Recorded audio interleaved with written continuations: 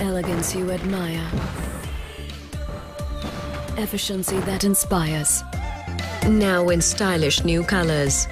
Fascino. Fashion takes you farther.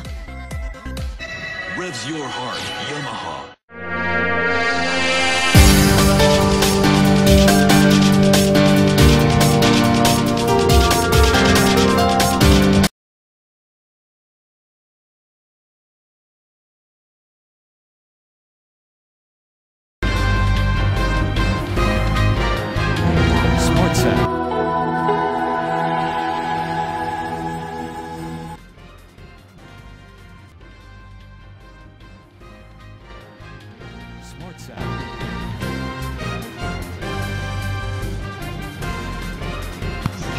$2 लाखांची लाच मागणाऱ्या 2 लिपिकांना अटक. मोहाडी तहसील कार्यालयातील कारवाई.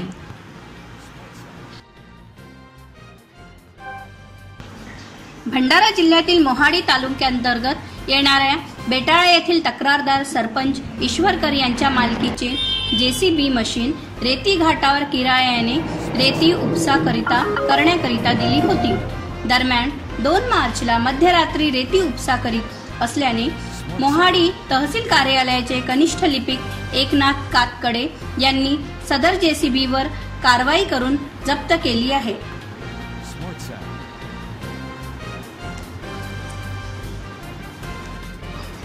जेसीबी सोडविण्यासाठी कातकडे यांनी तक्रारदार यांच्याकडे 5 लाख रुपयांची मागणी केली होती. सदर रक्कम न दिल्यास अवैधरित्या रेतीचा उपसा करीत असल्याच्या कारणावरून तक्रारदार यांच्यावर 7,50,000 रुपयाचा दंड लावण्याची धमकी दिली असताना कारवाईतून वाचण्यासाठी तडजोडी अंती 2 लाखांची रक्कम स्वीकारण्यास तयारी दर्शविल्यानंतर या प्रकरणी सापळा रचण्यात आला.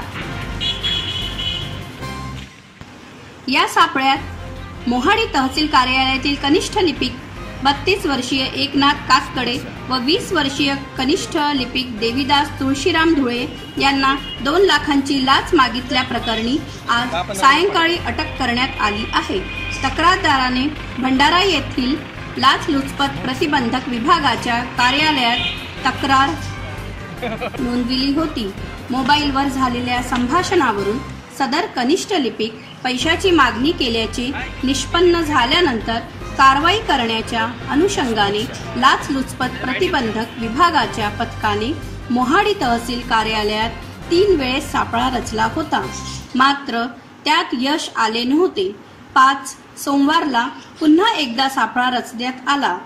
नंतर लाचलुचपत प्रतिबंधक विभागाला यात यश आले. तुम्ही तक्रार कोणाची केली नाही? तहसीलदारची केली, लिपिक केली? तिघाचाही मॅटर आहे त्याच्यात. पण त्याच्यामध्ये दोघांवरच कारवाई झाली. कसं आहे, पैसे मागत हा याच्यावर याच्या आधी टॅप घालवला होता. तो हुशार माणूस आहे, नायब तहसीलदार. तो इतकंच बोलते पैशासाठी, दुसऱ्याहून बोलत नाही. कारण याच्या आधी याच्यावर टॅप झालेला होता मोद्यामध्ये का कुठंतरी, म्हणून तो हुशार आहे. त्या पद्धतीने खेळी करून टॅपिंग मध्ये नायब तहसीलदारचं नाव नाही आहे का? फक्त तो एकदमच बोलते.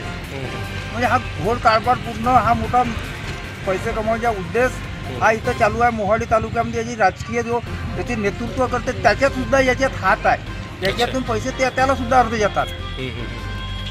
तुमच्या रेतीचा व्यवसाय आहे का? माझ्या रेतीचा व्यवसाय नाही, मला काही कोणी लायसन नाही दिला. मोहाडी तालुक्यात मोठ्या प्रमाणात रेतीचा व्यवसाय चालू आहे.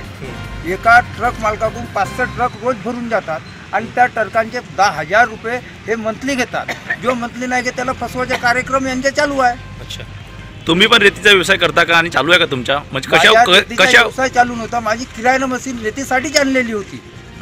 लोकांच्या पैसे कमवायचा उद्देश चालू आहे, त्याच्यामुळे आपण बी 2 पैसे कमवा हा आमचा उद्देश होता, बाकी काही नाही. बरं, ज्या घाटावर कारवाई झाली ती लिलाव घाट आहे? अच्छा. अख्ख्या मोहाडी तालुक्यात एकही लिलाव घाट नव्हते. अच्छा, त्यावेळेस नव्हते, आता झाले. आता 1-2 घाट मोहाडी तालुक्यात झाले वाटतं. 6 झाले. हा. आणि मोहाडी तालुक्यात रेतीचा व्यवसाय नायब तहसीलदार आणि या क्षेत्राच्या जो राजकीय पुढाकारी माणूस आहे तो करते धंदा. आणि लहान माणसावर पैशाच्यामुळे हे फसवतात.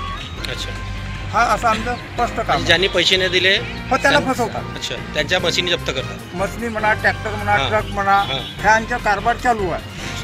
यांच्या 6 महिन्यापासून 1 वर्षापासून असाच कारभार चालू आहे पूर्ण. पंचायत नरेश ईश्वरकर त्यांनी आरोप लावला आहे की तहसीलदार प्रत्येक रेती माफियाकडून की रेती चोरीकरिता 10,000 रुपये घेतात आणि तुमच्या लिपिकांनी त्यांना 2 लाखची मागणी केली, त्यावर आज कारवाई झाली, यावर तुमचं काय म्हणणं आहे? हे जे आरोप आहेत अत्यंत बिनबुडाचे आहेत. या कार्यालयामध्ये कोणत्याही प्रकारच्या पैशाची मागणी केली जात नाही. या किंबहुना नरेश ईश्वरकर हे जी जिल्हा पथकाने केलेल्या कारवाईमध्ये जिल्हा पथकावरती जानलेवा हमला करण्याच्या याच्यामध्ये त्यांनी भाग घेतला आणि त्यांच्यावर 307 चे कलमसुद्धा दाखल करण्यात आलेले आहे. आणि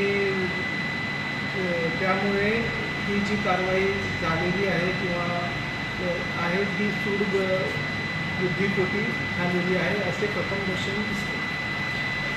त्यांच्याकडे नरेश ईश्वरकर यांच्याकडे JCP आहे आणि ते जिल्हा पथकाला जेव्हा कारवाई केली जिल्हा पथकाने तेव्हा ते घाटावर संशयास्पद रीतीने वावरत होते आणि त्यानुसार त्यांना रोखण्याचा जिल्हा पथकाने प्रयत्न केला असता त्यांच्यावर जीव घेणा हल्लासुद्धा यांनी केलेला आहे. कुठल्या घाटावर झालं आहे प्रकरण? हे प्रकरण बेटाळा घाटावर. बेटाळा घाट लिलाव झाला होता का ज्यावेळेस ही कारवाई करण्यात आली? त्यावेळेस बेटाळा घाट लिलाव झाला नव्हता. अच्छा.